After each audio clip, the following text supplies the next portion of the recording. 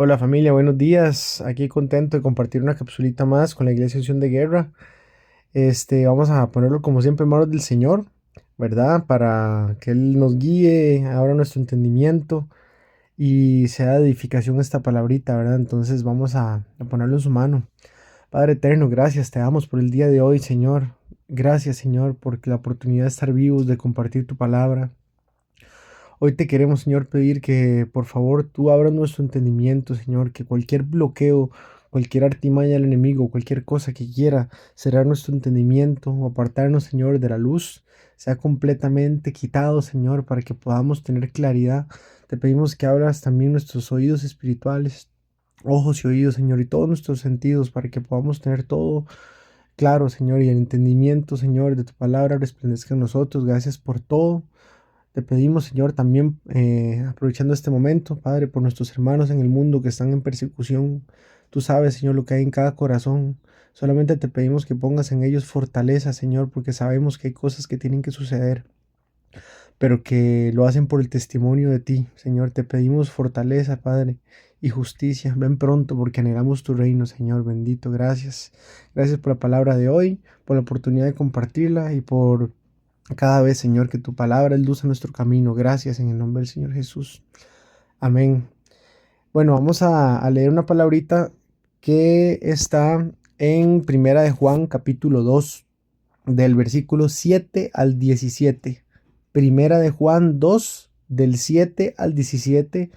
Dice así, se llama el nuevo mandamiento. Dice: Hermanos, no os escribo mandamiento nuevo, sino el mandamiento antiguo que habéis tenido desde el principio. Este mandamiento antiguo es la palabra que habéis oído desde el principio. Sin embargo, os escribo un mandamiento nuevo, que es verdadero en él y en vosotros, porque las tinieblas van pasando y la luz verdadera ya alumbra.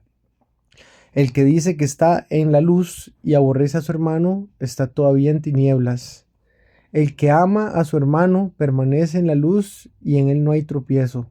Pero el que aborrece a su hermano está en tinieblas y anda en tinieblas y no sabe a dónde va porque las tinieblas le han cegado los ojos.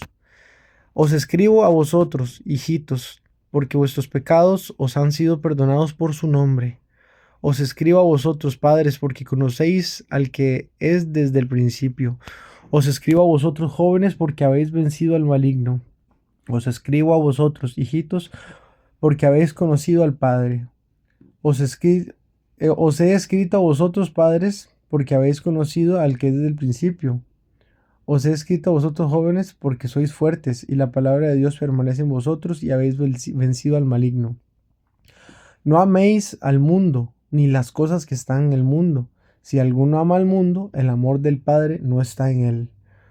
Porque todo lo que hay en el mundo, los deseos de la carne, los deseos de los ojos y la vanagloria de la vida, no proviene del Padre, sino del mundo. Y el mundo pasa y sus deseos, pero el que hace la voluntad de Dios permanece para siempre. Amén. Bueno, esta palabra, es importantísima, ¿verdad? Por supuesto, porque el Señor nos manda a recordar que, bueno, esta es una confirmación de otra palabra, ¿verdad? Sabemos que la palabra dice que la suma de su palabra es la verdad. Yo no puedo sacar un versículo aislado y decir, esta es toda la verdad. Tengo que sumar, ¿verdad? Todo lo que dice la palabra, complementarlo, contrastarlo, ¿verdad? Compararlo, toda la cosa y para llegar a un conocimiento de la verdad, claro, ¿verdad? Si leyéramos solamente el Antiguo Testamento, no tendríamos la revelación de la justicia de Dios a través de Cristo con el Nuevo Testamento y viceversa, ¿verdad? Si vemos el Nuevo Testamento, tampoco podríamos ver la manera en la que Dios trabajó antes de Cristo, etcétera. Hay una palabra que dice que aunque yo tenga profecía y tenga conocimiento y ciencia y de todo, si no tengo amor, no me vale de nada. O sea, qué importante que es el amor. El amor es tan importante que valida todo lo demás. El amor valida mi sabiduría, el amor valida mi conocimiento, el amor valida todo lo que yo haga, porque lo hago en amor. Yo puedo tener un montón de todo, ¿verdad? Creerme gran cosa en la iglesia que sirva o que tenga un gran puesto de trabajo en mi vida, o que tenga belleza, o que tenga lo que sea. Pero es que el amor es el que le da sentido a todo, ¿verdad? Tanto así que el Señor se encarga de renovar en nosotros la idea que tenemos del concepto del amor. Es que en el mundo se nos vende que el amor es algo que realmente no tiene que ver con la voluntad de Dios para con nosotros con respecto al amor, ¿verdad? O sea, en el mundo la gente, ¿verdad? Suele pensar que el amor es, lo suelen ver todo desde la carne, sí, sí, de amar a alguien, tener una pareja o portarse bien o ser buena gente ahí en la sociedad, cuando en realidad el amor, si lo vemos desde la óptica del Señor, es estar dispuesto a dar. Entonces, en el momento en que yo amo a mi prójimo, estoy dispuesto a, por ejemplo, decirle verdades que van a ser incómodas, pero que van a traer fruto y crecimiento a la vida de mi prójimo. Porque si yo, digamos, para evitar sentirme incómodo, finjo que mi amor por mi prójimo es simplemente ser buena gente con todo el mundo, muchas veces no voy a ser el mejor prójimo. ¿Por qué? Porque yo, como hijo de Dios y como llamado a ser luz en la tierra y sal, tengo que cumplir mi propósito, ¿verdad? O sea, tengo que saber y entender que vivir en amor implica más allá de simplemente conservar un status quo, ¿verdad? Que todo esté igual, que todo esté tranquilo, que nadie se moleste. A veces hay cosas que nos van a tener que decir que nos van a molestar en el momento, pero recordemos lo que dice la palabra, que cuando uno exhorta al sabio, el sabio toma el consejo y me gana un amigo. Pero si yo exhorto al necio, el necio me va a repudiar, ¿verdad? Pero ahí es donde el Señor separa el trigo de la cizaña también, ahí es donde el Señor pone a prueba la humildad de la persona que escucha el consejo y pone a prueba también el amor de la persona que da el consejo, porque nosotros sabemos que a la hora de dar el consejo, ¿verdad? Es probable que la persona se moleste, que no le guste, lo que sea, pero si yo amo genuinamente a mi prójimo, no me puedo quedar callado porque ahí no estaría actuando en amor.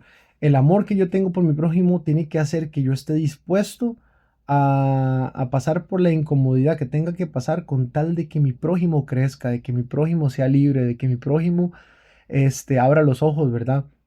Eso es amor. Es lo que hizo el Señor Jesús. El Señor Jesús vino al mundo no a caerle bien a nadie, no a adaptarse a los pensamientos de nadie. Él vino a decir la verdad, tal y como era. Y por eso terminó siendo crucificado, porque habló con la verdad hasta el final de sus días, ¿verdad? Cosa que no podían tolerar los romanos, ni los judíos, ni nadie, porque al final de cuentas él venía a romper esquemas, ¿verdad? Y a hablar con verdades que nadie podía entender. Pero qué importante que es el amor, porque el amor hace que no pensemos tanto en agradar, sino en edificar, ¿verdad? Y vemos que esta palabra dice, muy importante, el que dice en el versículo 9, el que dice que está en la luz y aborrece a su hermano está todavía en tinieblas. El que ama a su hermano permanece en la luz y en él no hay tropiezo.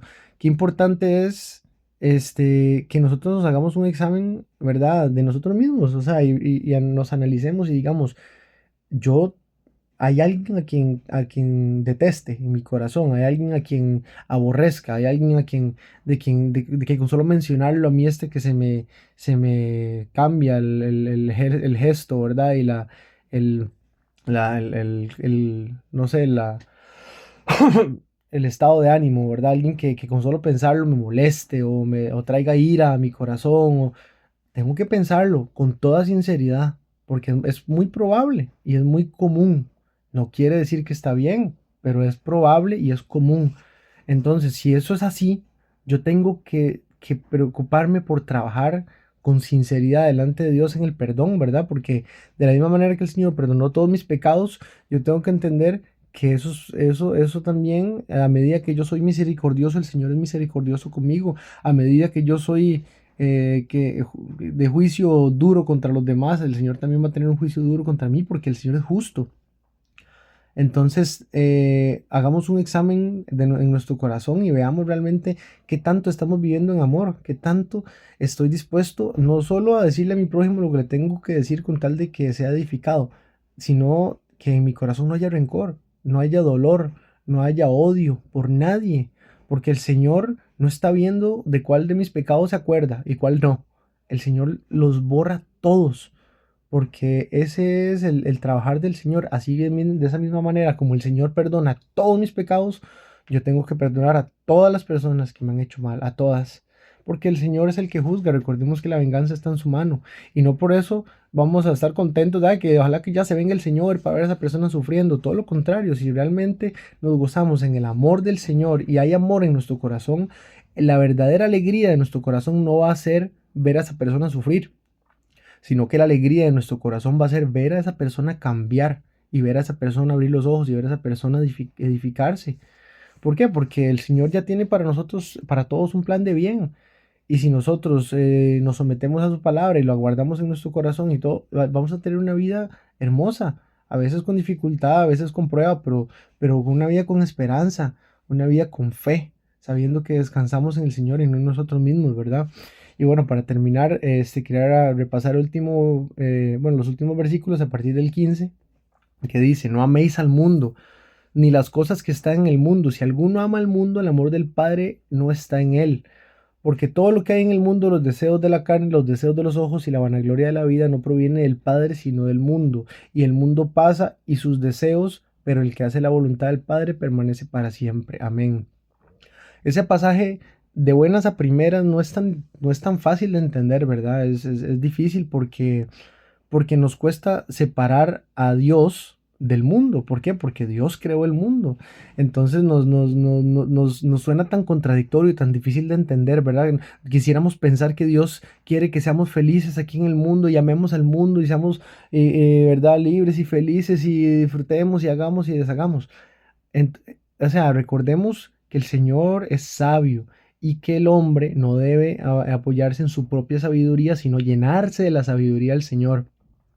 A medida que yo me lleno de la sabiduría del Señor, el Señor va cambiando mi mente y mi forma de pensar, renueva mi entendimiento y ya yo no percibo las cosas del mundo como las percibía de la carne, ¿verdad? Entonces, esa sabiduría que Dios pone en nuestro corazón a través de leer su palabra, de orar, de tener una comunión real con Él, es lo que hace que yo ya no perciba el mundo de la misma manera. Si una persona, ¿verdad?, que no ha trabajado en el espíritu ¿verdad?, con la palabra de Dios y todo, lee este pasaje, no va a entender nada porque va a decir: pero ¿qué quiere decir esto? Si Dios creó todo el mundo y me está diciendo que no ame al mundo y que si no, no amo lo de Dios. Pero cuando el Señor ha renovado nuestro entendimiento, entendemos que el mundo está lleno de maldad, que está corrompido, que si el mundo ama algo, que si el mundo ama la infidelidad, que si el mundo ama la música con letras vulgares y promiscuas, que si el mundo ama las orgías, que si el mundo ama los delitos, que si hay corrupción en todo lado en los gobiernos, que si hay corrupción en la calle en todo lado, que si la gente prefiere jugar de mala que jugar de buena, o sea, tantas cosas. Ya las entiendo y las veo con mayor claridad una vez que me acerco al Señor y el Señor renueva mi entendimiento, porque si no es muy difícil de entender, ¿verdad? Pero una vez que entendemos lo que el mundo ofrece, que el mundo está corrompido, que el mundo, a pesar de ser una creación hermosa, el Señor no está gobernada por él, sino por el enemigo, hasta que venga el Señor, entendemos que no nos podemos enamorar del mundo y que aunque el Señor nos ha hecho libres, la palabra dice que todo me es lícito, pero no todo me conviene. Ahí es donde entra la sabiduría que Dios me da para yo saber qué decido y qué no decido. Porque es importante que mi entendimiento sea renovado. Si yo sigo pensando como pensaba antes del Señor, desde la carne, entonces estoy destinado a perdición, a problemas, a estrés, ansiedad, depresión, tantas cosas, porque no busqué al Señor, porque no lo puse primero y porque me apoyé en mi propia sabiduría. Entonces, esa es la palabra que les quería compartir para que recapitulemos, ¿verdad? Y tengamos presente que el amor es lo que valida todo, ¿verdad? Todo lo que yo tenga para darte es validado a través del amor. Si yo doy algo y lo doy con amor, Dios se complace y se goza en esa entrega. Pero si yo doy algo por compromiso, sin amor, el Señor no lo toma en cuenta. Eso para Él no vale, ¿verdad? El Señor conoce cada uno de los deseos y designios del corazón y de la mente del ser humano, ¿verdad? Recordemos que si decimos que amamos a nuestro hermano, pero aborrecemos a alguien, no estamos en luz, estamos en tinieblas. limpiemos nuestro corazón, hagamos un examen de conciencia real, sincero. Y, y recordemos, ¿verdad? También que el mundo nos va a ofrecer mil cosas, pero que el Señor tiene una eternidad en paz y gozo junto con Él una vez que hayamos vencido al mundo. Entonces, es la palabra que les quería compartir y vamos a ponerlo igual en manos del Señor. Padre eterno, bendecimos tu nombre y te damos gracias, Señor, tú que vives en luz inaccesible, tú que eres Dios de amor, tú que eres Dios, Señor, todopoderoso, que has vencido al mundo por nosotros para que en ti podamos tener victoria y vida en abundancia. Te damos gracias, Señor.